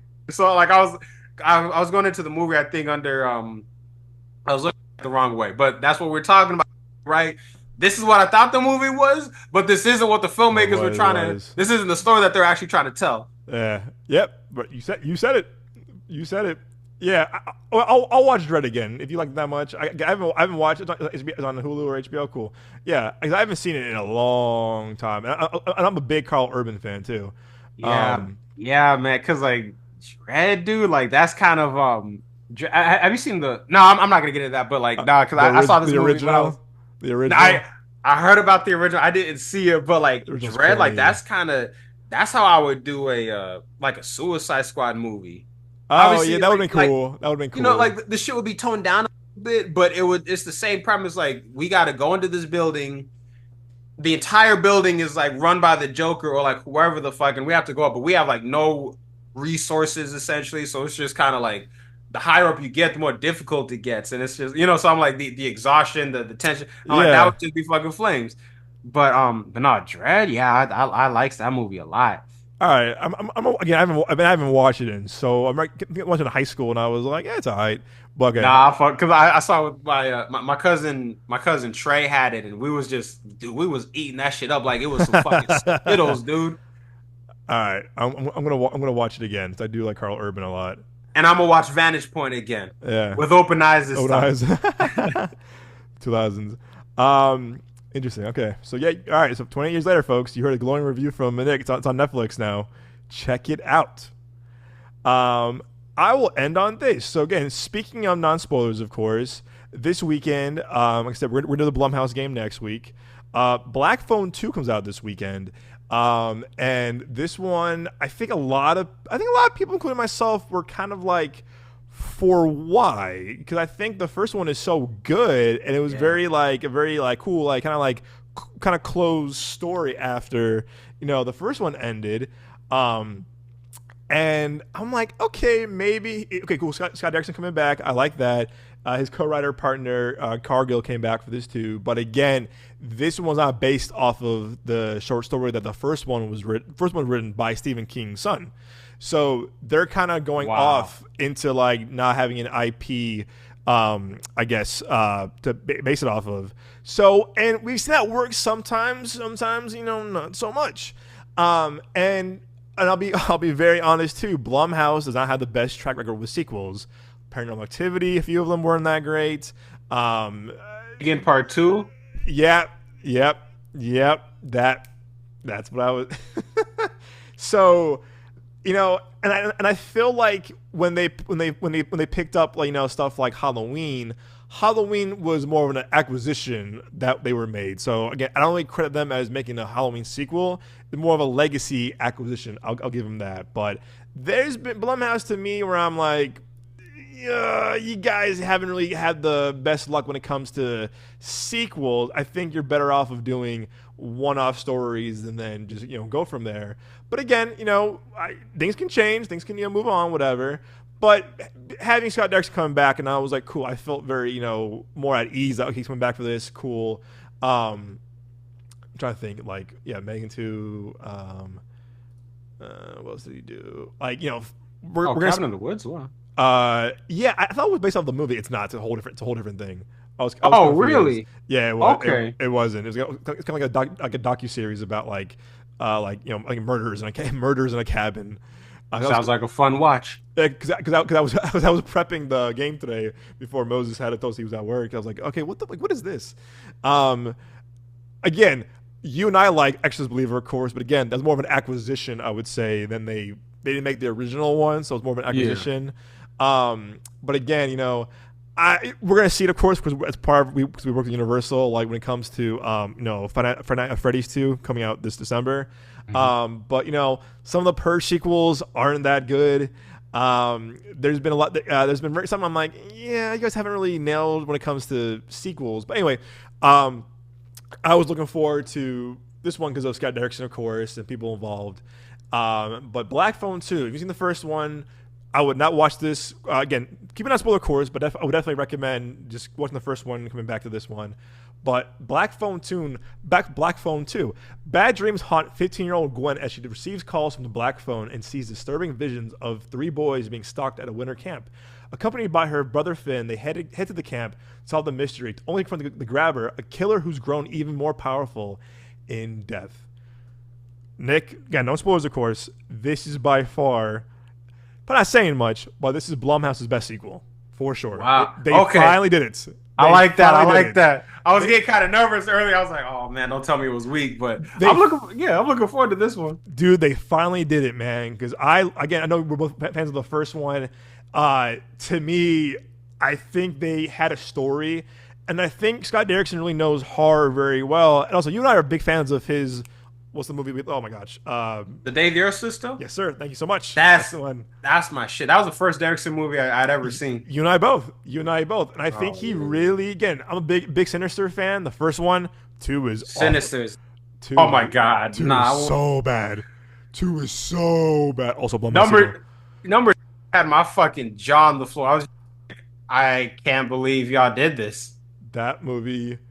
Oh, dude! Again, you know why? Because that wasn't directed by Derrickson. Directed by the great. No disrespect to this director or anyone who worked on Sinister Part 2, but god damn it, I felt like I was watching a fucking Tubi movie with this. Dude, I'm like, this is the direction y'all fucking went. That was rough. Yeah, rough. The thing with Sinister 2 is like once you figure out like what all is going on, you cannot make another movie out of it. The story's over. It's over, and they really sequelized that to a T, and I'm just like, shame on you guys. But again, knowing that he was coming back for this one with his co-writer, I'm like, cool. And the thing I will say about this, again, this might be a bit blasphemous, but I stand by this, is that it really is going to be this generation's Nightmare on Elm Street. Not as iconic or like, you know, same kind of like a legend as how Freddy was, but for young filmmakers, newer horror fans, young movie fans, whatever, etc.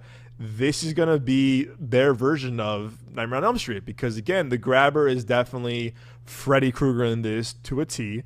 And Ethan Hawke is still scary as hell. This movie is definitely more grotesque and more gory than the first one because there's some scenes you're gonna be like, ugh. I can't wait for you to see it. I can't wait for you to see it. Yeah, I like that. I like that. It's really good. It's honestly, I was really kind of surprised watching it. I was like, our friend Seth saw it a few months ago, loved it at the festival, and I was hearing good things about it. So going in, I'm kind of surprised. Again, this is more of like a inside baseball thing. But when I saw it at the screening on Tuesday, it had an 85. It's a 74 now, still fresh. But I was kind of surprised it kind of dropped down a bit. And then I was hearing other podcasters didn't like it. I was like, interesting. But again, all of them is subjective. I think people didn't like it was too derivative of Nightmare on Elm Street. And I'm like, okay, sure, but it definitely has feelings of like both the Jason movies and Friday the 13th, you know, and Nightmare on Elm Street because it's like, you know, they're in a camp and they have, you know, nightmares. It's kind of like blending a lot of, you know, old school horror. But what I love what we did in this movie is that during the nightmare sequences, he goes from digital to film, and it's very 80s, 70s grainy. It's really cool. When you see the movie, it's really cool because you know you're in the dream sequence because, again, everything's shot digitally, but when it switches to nightmares, it's film. It's like really grainy film from like 70s and 80s.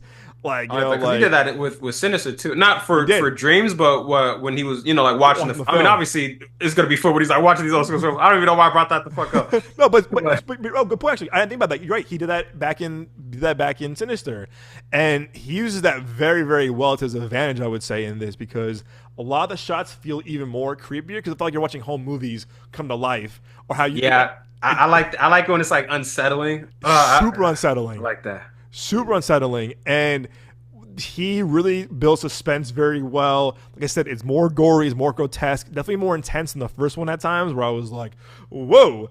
I do also like that it's definitely more isolated as well. Like, you know, the first one was, you know, in like somewhere in like Denver or whatever, you know, in the basement, whatever.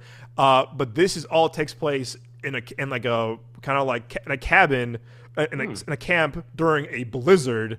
So you're trapped. You're trapped there in the first place. In this awful blizzard. It's cold as shit. And again, now you have this, psycho, haunting you in your dreams. And what's cool is that because this time it's, the first one was more about Finney, Mason Thames' character. This is more about his sister's time, played by Madeline McGraw, who, by the way, is phenomenal in this. She's so good in this. For a young actor, too, she kills it. She kills it.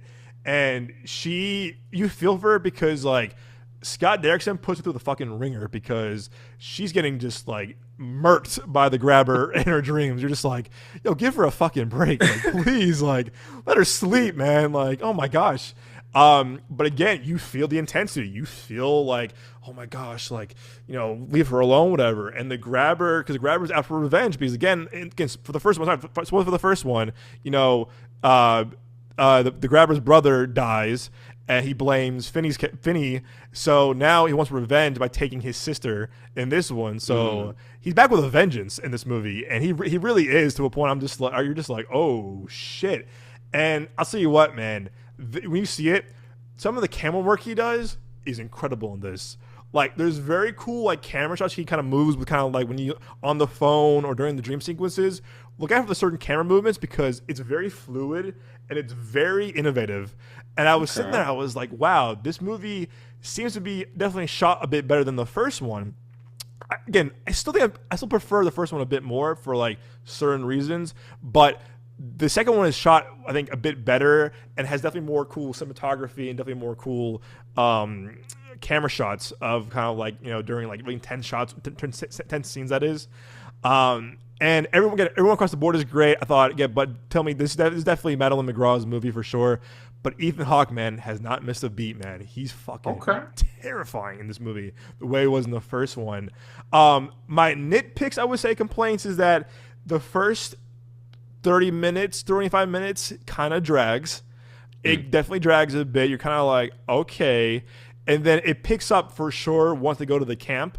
But the first half hour was kind of like, all right, let's kind of move on with it. Let's kind of go, and I do feel like some of the dialogue from the Gwen's character is very kind of like, it was like someone learned to swear for the first time. Like, hey, you shit stained popsicle. You're like, it's like very first time, like swearing. And there's also because of the 80s, she's like, oh my gosh, that's so radical, dude. And it's like, yeah, nah. We know we're in the 80s. Don't rely on like 80s lingo, whatever. Yeah, the slang back then. The slang, but it's like, okay, so for that, whatever. I was kind of like, all right, because the first half hour I was kind of like, ooh, this feels kind of like slow. It's kind of dragging a bit, but then it picks up. It picks up once they go to the cabin. Okay. Also, there are some things that certain characters, I would say that, I guess things, they don't really mention things at the end where I was like, what happened to X, Y, and Z, or what happened to that? It could be implied. Maybe I kind of like I was overlooking it, but there's a few characters where I was like, well, what happened to them? If that makes sense. And you'll see it. Maybe they're saving it for part 3. They definitely could do a part 3. However, this one kind of feels like its own movie as well. Like, I feel like I think I'm getting tired of like sequel baiting in movies, i.e. TRON ARES, of like, yo, you never know what might happen. Because the first one I felt like ended on on a good note as well. And so does this one. And they do a third one, I'm there, of course. But these two kind of feel like a really complete package to both of them. And I thought, oh my gosh, I'm blanking his name. I pronounce it Damien Bachir. He was in Hateful Eight. Phenomenal actor. Oh, The Nun. Oof. The Nun. The Grudge. Oh, the remake. Oh. I kind of want to rewatch the remake a little bit. Oof. I was in LA when I saw this. That movie was rough. Yeah, John Cho, man, you're better than this, bro. You're better than this. Everybody that was in it, because it was the lady from Insidious was in it too, and right. There was another actor. Hit that arrow, because it was another actor that was in it. Oh, William Sadler. not William Sadler. Nah, yeah. Go to the IMDb. Frankie Faison or Faison. I apologize if I'm mispronouncing Oh it. yeah, Oh, great. he was in Silence of the Lambs. Yeah, Yeah, he's yeah. a great actor. Coming to America, he's a great actor. He was the boss from White Chicks, The Wire. Yeah, good actor. Do the right thing. Oh my gosh, he's do the right thing. He's on guy on the porch. Meet the Browns. That I think that's where I saw him because he played a character called LB. He was, if you see the Tyler Perry play, y'all know what I'm talking about. But like, yeah, he was okay. Yeah, because he was Meet the Browns. Okay. Great actor. Yeah, fantastic actor. The Grudge. Oh my god. But yeah, Damien Bachir. He was I think Bob the Mexican in Hateful Eight. Again, that's his name. That's his character's name, by the way, everybody. And he was really good in he was really good in Hateful Eight, but he's really good in this because you think you might know his character, but you don't. And I'm like, oh, cool. No, in a good way, because you're like, oh, typical this. But like Scott Derrickson kind of like plays into kind of the tropes of like, oh, this could be this, but it's not that. And also too is that I thought I was so interested that Derrickson explores the mythology of the grabber a lot too. And I love that. He explores it a lot, which is really cool. Okay. And I know you and I both kind of appreciate kind of when they explore the mythology and kind of like a certain character or a villain. And Derrickson and his co-writer definitely explore like the mythology of who he is, where he comes from. And a few cool twists where I was like, oh, I like that. I like that because I like when stakes are personal and stakes have like revenge or vengeance or whatever. And this for sure had that. And you see in the trailer too, the scene where they're on the ice is fucking anxiety inducing. You're like, Okay. oh my god. So I'm looking forward to this movie so. I can't wait for you and Kalen to see it, man, because I thought they killed it with this. And again, I love seeing Ethan Hawke in villain roles. So Ethan Hawke, man, keep doing villain roles, please, because you're so good at it. And again, I'll probably watch the first one again after watching this. I haven't seen the first one in a long time. But I think I still prefer the first one. But I will say that like I was very surprised that because again I feel like recently with horror sequels too, these haven't been great. They're kind of like, oh, there's some cool parts of it. They're like, there's so cool aspects to it. But I feel like I've been let down with a lot of sequels recently and a lot of horror sequels, genre sequels at least. And I think it kind of pissed me off too of like what could have been Doctor Strange 2 as well if Derrickson was still attached, because it kind of proves it. It kind of proves like my point of like if he can do his thing, could have been very special. But at the same time that happened, we might not have gotten Black Phone or Black Phone 2. So I'm just that's a good point. And I did like that they give the dad, played by Jeremy Davies in this, an arc as well. Because the first one, good. First one, he's kind of like typical, like drunk, abusive dad. But again, Derrickson kind of explores his background a bit too, and I'm like, ooh, I like that. So there's a little context. Context, yeah, and I do like that when filmmakers can kind of go back into the first one, kind of bring parts of the first one into this, but they explore it. It doesn't feel repetitive. It doesn't feel like, oh, we're doing this for fan service. No, there's a reason for it. And I had a great time with this movie. I really did. It's terrifying as hell. Perfect time, of course, for Halloween. But it's definitely a good like kind of spooky time horror movie also for the winter, because if you watch it, if you're in a cold area and snowing, you watch this, you're gonna feel like claustrophobic. You're gonna feel very like kind of like The Shining. Like actually there, huh? Yeah, kind of like The Shining or The Thing. You're gonna be like, ooh, like this. And again, I'm a big fan of Scott Derrickson. I can't wait to see what he does next as a filmmaker. But he seems to be a guy that really knows horror and the horror filmmaking very well. So I'm giving this a solid 8.5 out of 10. Because I was very impressed with this. Again, being kind of like going in of like, do we need a sequel to this movie? Why? And knowing Blumhouse's track record of sequels, I was like, oh, shit. I was like, shit. Kind of nervous. And they get points for using the old school Universal Studios logo at the beginning of the movie too. So I love when they do shit like that too. So I can't wait for you to see it and you and Kalen to see it.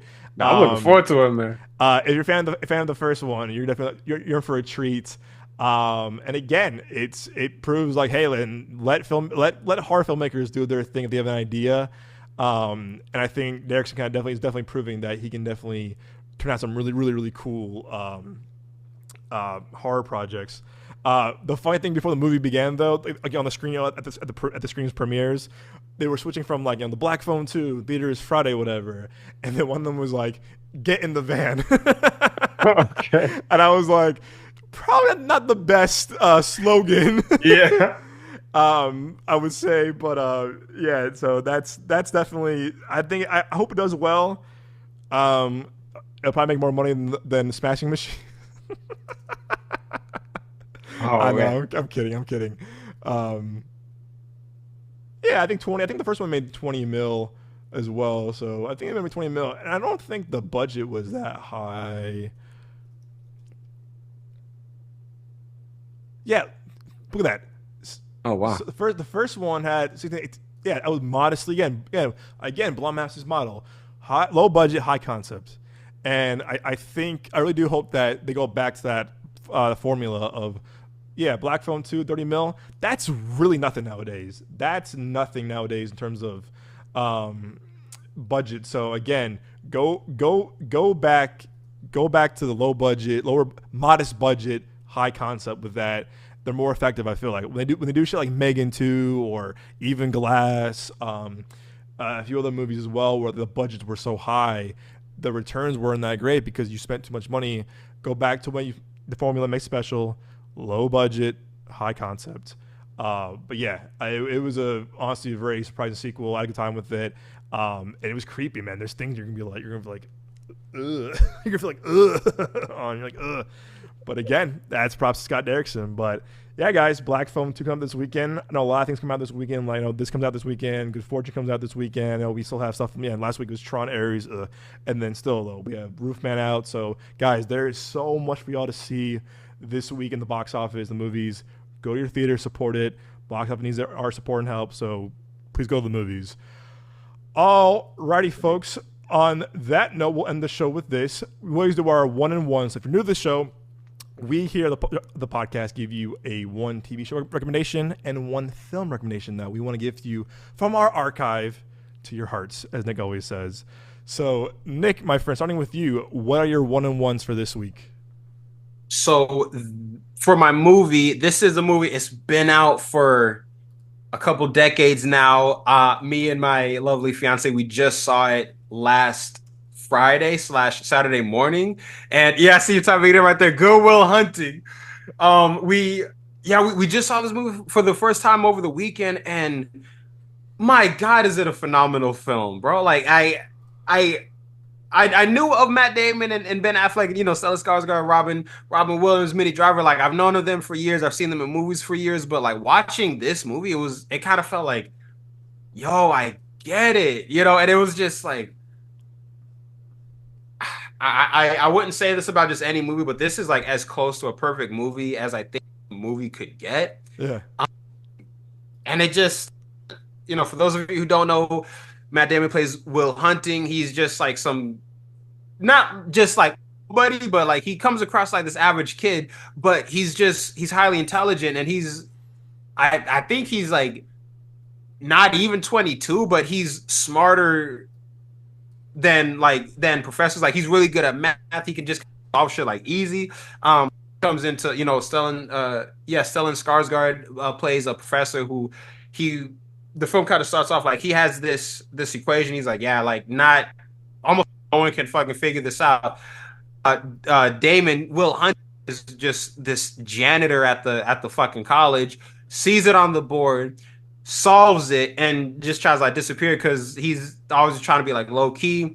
Stellan Skarsgård like comes in and like finds them, but like he sets him up with Robin Williams, who's a I believe a therapist or a no, he's a therapist, but a lot of the film it's them kind of like not breaking each other out of each other's shells, but the more they interact with each other, the more time that they spend with each other, the more there are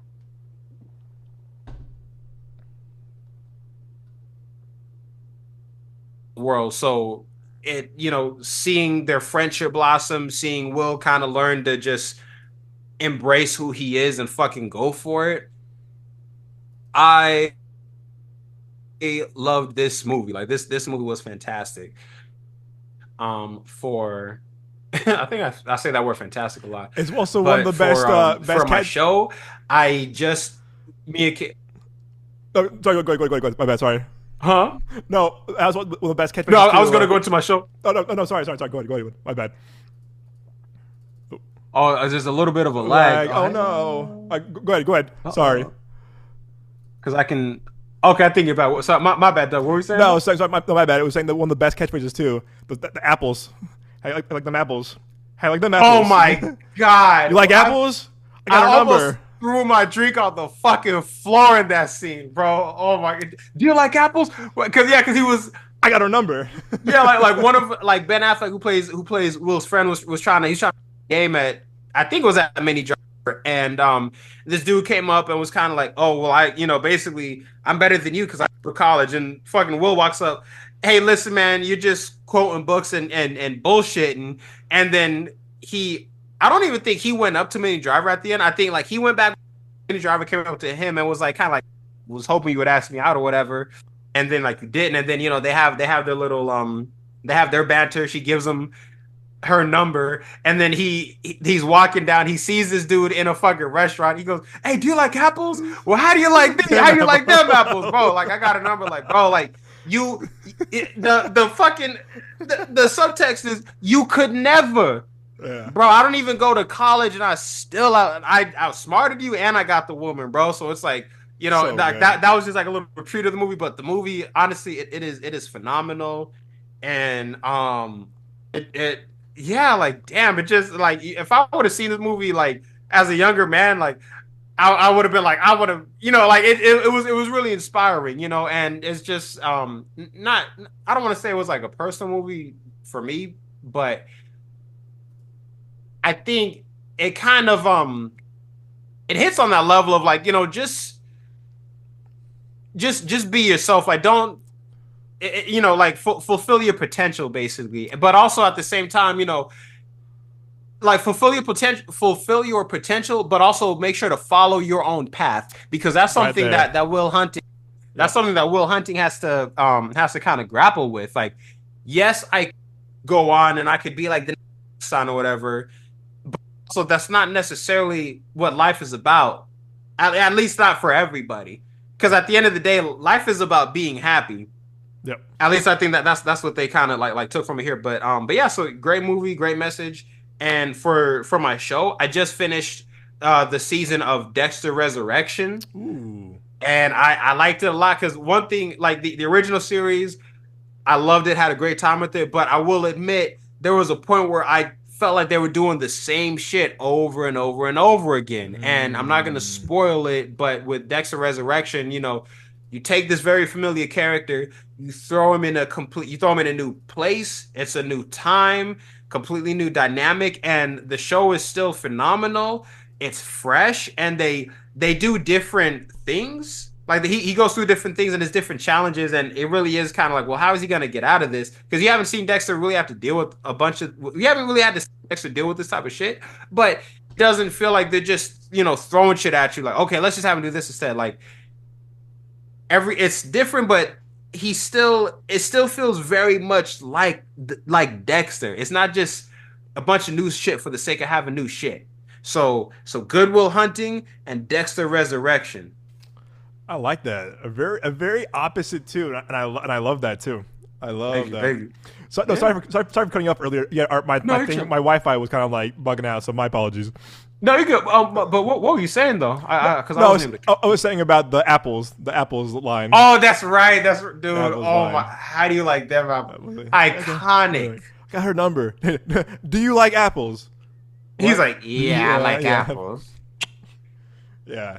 And I love that that movie kind of shows male depression in that way too. Male depression. No, yeah, because Will have been. Oh man, Yeah, the dude. scene where like he and Millie Driver are in like her room and he's kind of like blowing up on her. Yeah.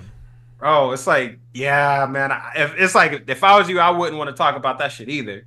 Yeah, my favorite artist, Mac Miller, he sampled Good Will Hunting on a song called Hmm. "Soulmate." He sampled one Robin Williams speech, and it hits. You hear it every time. Every time it hits. It hits. Let me. I'm about to got that on my Spotify right quick. Yeah, dude, it's a beautiful album. It's a beautiful Soulmate. album.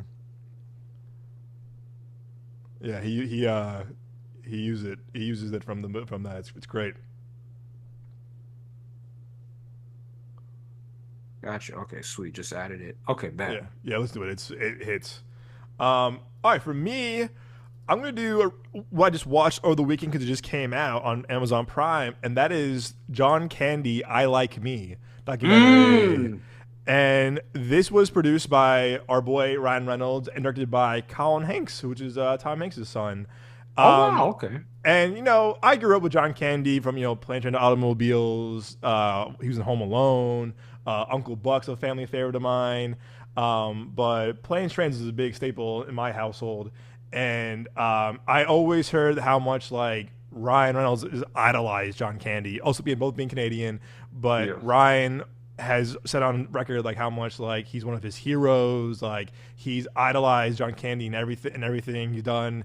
And a lot of movies, he'll put in like John Candy Easter eggs in Deadpool and other movies because of how much he means to him. And so it's kind of like the perfect kind of blending when you got Colin Hanks, who's again great, also good actor, also good filmmaker, but also you have a guy who just loves, him so much, which is in Ryan Reynolds. And it was funny how they actually drove the car from Planes Trains to the premiere in TIFF, which is really funny too. And what's funny too is that the car from Planes Trains that they drove to the premiere is also the car is also in Deadpool Wolverine. I was wondering about that, but When they're in the when they're in the void, there it is. There it Oh is. wow. There it Okay, is. that's Yeah. cool. So That's clean. he really puts or uh uh the book he reads in Planes Trains, he reads it in Deadpool 2. So he reads that the same Okay. book, and then uh in Wolverine the I Like Me mug. Yeah, I do remember that one. Yeah. I Like Me mug. It's what is. He has that. Then I Like Me because it's the line from Planes, Trains, Automobiles. Anyway, so again, I grew up with John Candy. I knew, I guess, who he was. He's a great comedic actor, been in a lot of great stuff. But I didn't realize, like how, at a young age, he lost his dad when he was 5. He went through a lot. But like everyone says, like he was one of the most nicest people in the world and very kind.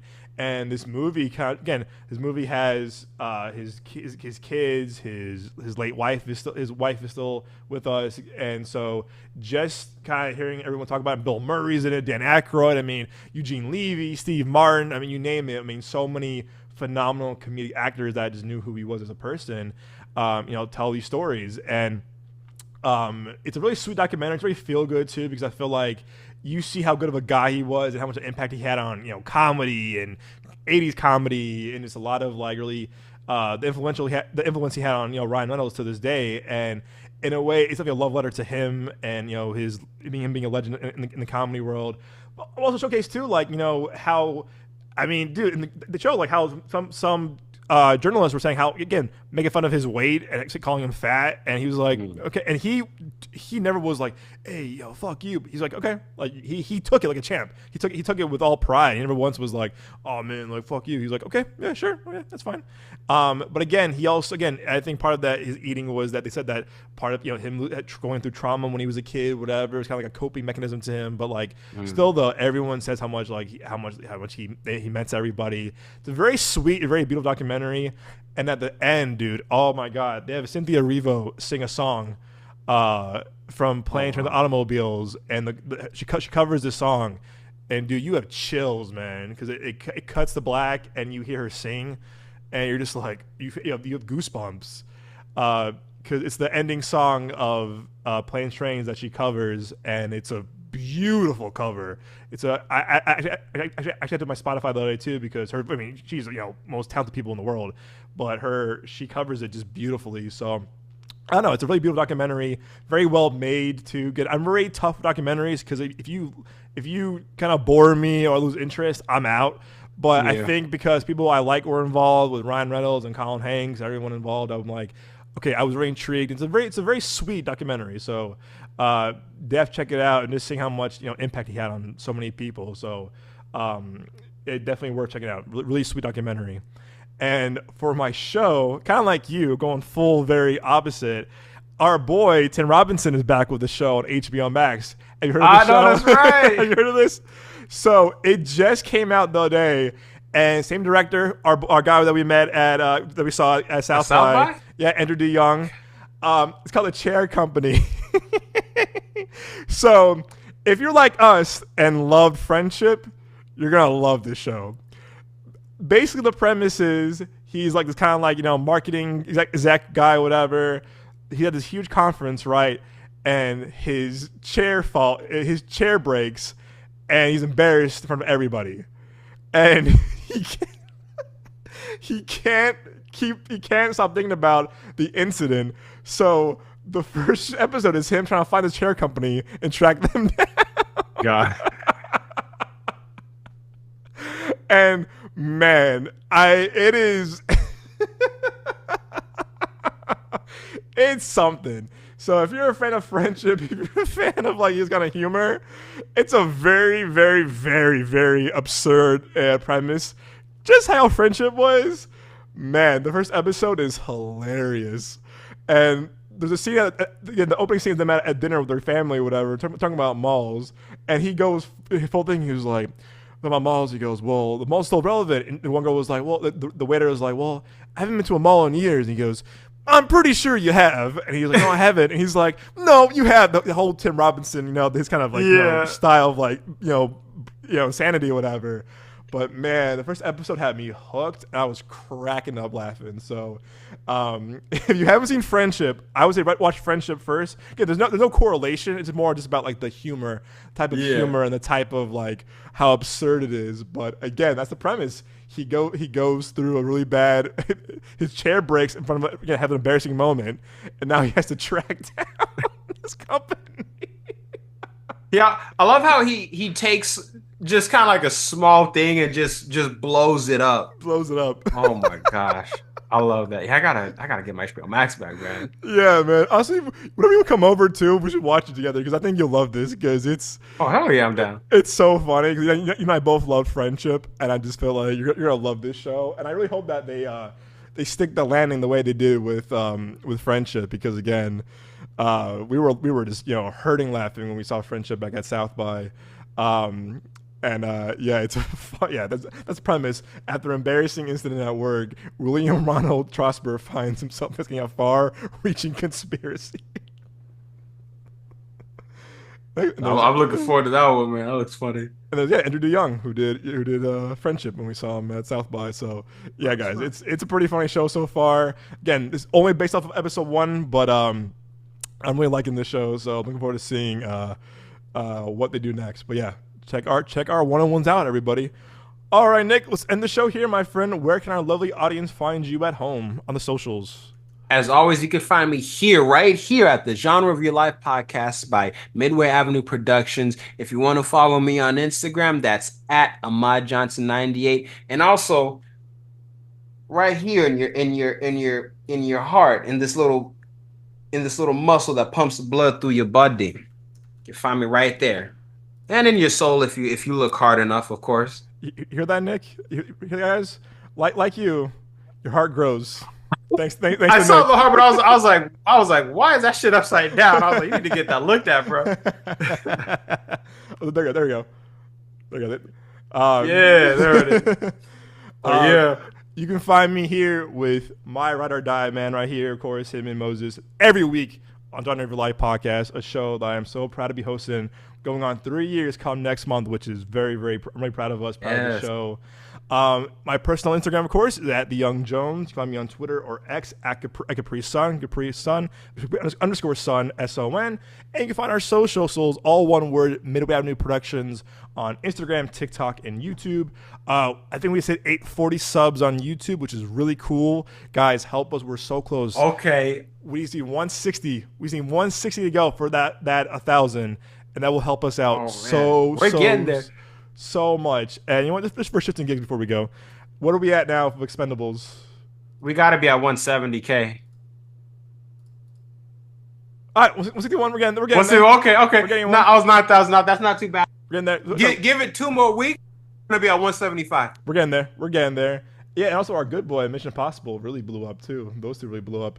Oh yeah. So yeah, we're trying to be posting a lot more on our socials, of course, and again, we're gonna be posting a lot more on hopefully on TikTok sometime soon. But yeah, make sure all one word Midway Avenue Production. That's on YouTube, Instagram, and TikTok. Thank you all so much for joining this week's episode. Hope you enjoyed our ramblings and our love and our passion for all things movies, TV, entertainment. We are so glad you all joined us. Hey, don't be shy.